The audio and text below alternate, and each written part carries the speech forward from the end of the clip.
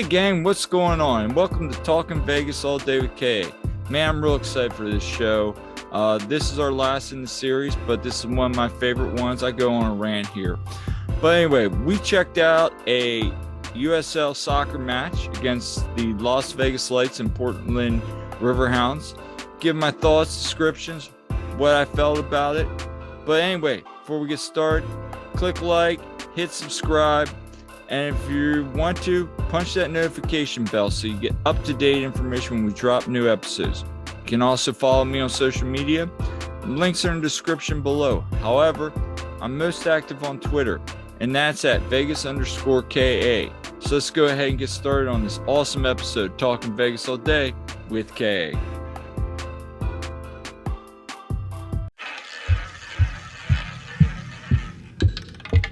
Let's go to Vegas, baby. Let's go tonight. Right now, Let's go to Vegas. We'll stay up all night. up in the Let's go to Vegas. I'm going to go ahead and get started with my USL Las Vegas Lights review. So if you guys remember on the trip review episode with JA and I, we reviewed us going to the Las Vegas Lights soccer match against the Pittsburgh Riverhounds. And for those of you who didn't know, the United States Soccer League is a Division II league. It's one step down from the MLS. And it is basically a feeder system for up-and-coming players, either to go to the MLS or to get sold overseas to Europe. However, it has a great following throughout the United States. So while we were out there, JA and I decided to check out a match since we're both big MLS fans. And my buddy Todd Lewis, he has a Philadelphia Union podcast called the Free Kick Pod. Shout out to Todd. You can go and check his out. It's probably one of the best, not only just about the Philadelphia Union, but if you love overall soccer, he brings in great guests. This isn't a plug for him, but go check his pod out. And so I just wanted to start out with a couple observations. So first and foremost, JA and I had been there at Cashman Field where the Lights play before for a Las Vegas 51s game many years ago, and we had a great time. But few observations. First, the stadium, they kind of painted the outside with the Las Vegas Lights colors, which is like a light blue, bright yellow, I would say a hot pink, black kind of. I love their color combination tones, and so when you're walking up the front steps, you get a real good vibe. It's a baseball stadium for a soccer match, so leave that where it is. But I thought overall the options, let's talk about some of the options. Food, your standard stadium food, but then they have very big Hispanic street corn, burritos, nachos, some really yummy foods scattered throughout the stadium. They were excellent. We had the street corn, tacos, burritos, and we had some other items here and there throughout the game. They were all excellent. So big ups on their food offerings, and prices were great. One thing we did take was the bottled water was called Llama Water, and I'll get to that in a minute, but we had a good chuckle with that, but I get it. It's mascot branding. Team store, again, got some merchandise. The store itself, it's very kind of just things hung up on the wall, but again, what do you expect for a USL league? I've seen somewhere it's just literally a tent outside the stadium, so I get it. Great selection.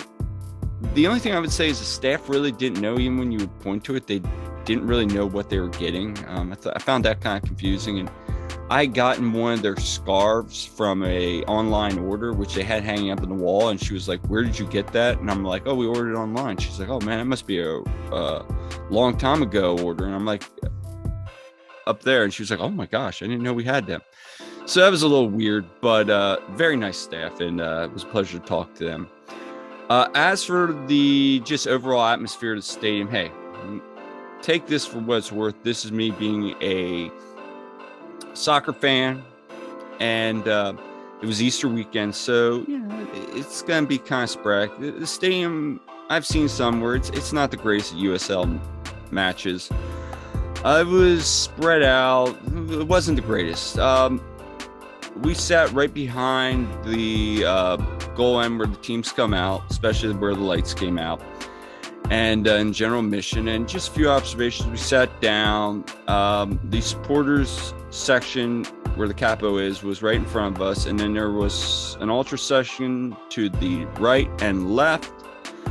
The supporter section again was kind of ready to rock and roll. You could tell they all knew each other. They were kind of into it at the beginning of the match. The ultra section to the right of us showed up, and they were kind of a little rowdy. And then about 2 minutes to kick off, the one section came in chanting, and I was like, oh, this is going to get going. And then all the groups were chanting a little bit, and it was kind of good. But the main section just kind of stopped, and I get there was only like 5 people in that section, so what's the point? But I was kind of disappointed. At least kind of keep chanting a little bit. The other section kind of was going in and out, and the one section, and again, I'm pretty sure it was an ultra group because they all had the same stuff on, but they kind of left halfway after the first quarter, so I was kind of disappointed. I don't know if that was just fans, they relocated or what.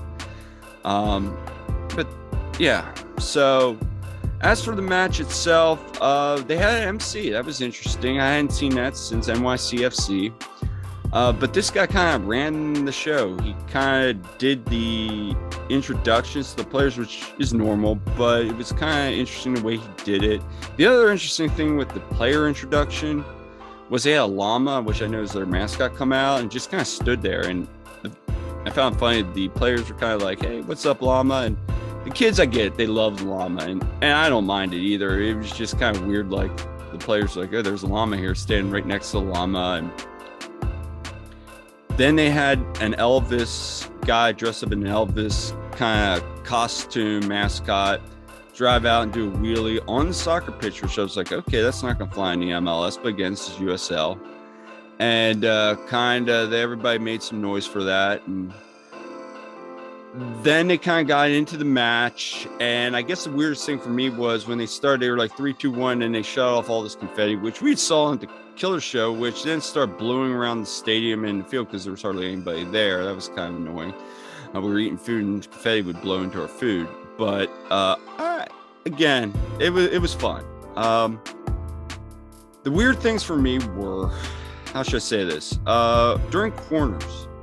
When the opposing team had a corner, the MC would chant, hey, when we clear this corner, everybody chant Viva Lights. And then they chant, and he'd be like, all right, Viva Lights. Like, to me, crowd interaction needs to be organic. It comes from the players. It shouldn't come from an MC. I don't get that. He'd also kind of give some play-by-play at times, which was kind of just weird and out of place. I get, again, trying to get people into it. When they scored the goal, when Las Vegas scored, the goal was kind of a weird goal, but there was like a reaction because you weren't sure if it was goals at the far end where everybody was. And then there was like a, yay, we scored, and then they celebrated. And that was just, to me, it was like, okay, again, low crowd, but the MC guy was really trying to get the fans into it. So I get that's his job, and I just wish he would kind of maybe do a little less, if that makes sense. Didn't really see the llama as much either. Halftime show was interesting. It was a dog race, and I gave it was for a great cause, and me and Jillian were taking pictures, and it was fun. But it was a dog race, and half the dogs didn't even know where they were going. Some dogs were running in other directions. So it might sound like I'm crapping on this, my experience. We had a great time. It's just different than what I'm used to with MLS. The crowd, though, you wouldn't have known they were winning or playing a good game. The level of play definitely stepped down. It's more like independent minor league baseball. So I think from that aspect, it was different. The only thing I'm going to say that I will give a credit to is the fans that were nice. They really enjoy soccer, and the players that were there and the fans that were there, you could tell the players and the fans really had a good bond. I thought that was cool. You see that in the MLS, so it's good to see that was there. But just weird stuff like the mascot would kind of sometimes rev his motorcycle in the game. That was kind of odd. Just weird things to get the crowd into it. But again, we had a good time with the match. Being in the MLS, I would like to go back and see maybe a packed game, like a playoff, because I've seen pictures and video from when it was packed. It looks like a very electric atmosphere. I just think we hit it on an off week. So that's our review of the USL match. But just a couple other news. So if you're a soccer fan, as you may or may not know, the MLS, Major League Soccer, is the top league in America. And maybe now even in North America. I would say that. I think we're ahead of Liga MX now. Sorry to any Liga MX fans, but I do think we are, especially with Seattle. It's come out recently that we're going to add a 30th team to the MLS. And I know Las Vegas is one. And it's recently been saying that the people from Aston Villa are in exclusive negotiations to become that 30th team with the MLS. Now, whether or not that deal gets done, there's still a lot of work to be done. They haven't really officially announced it, but it sounds like they're at the goal line, ready to punch it in. Still a lot can happen. We've seen it before with Sacramento and some other clubs. That being said, couple things. Do I think soccer in Las Vegas, like MLS, will work? Absolutely. First and foremost, we've seen it with the hockey team. We've seen it with the football team. We even see it with great crowds for the Vegas Aviators minor league team, AAA team.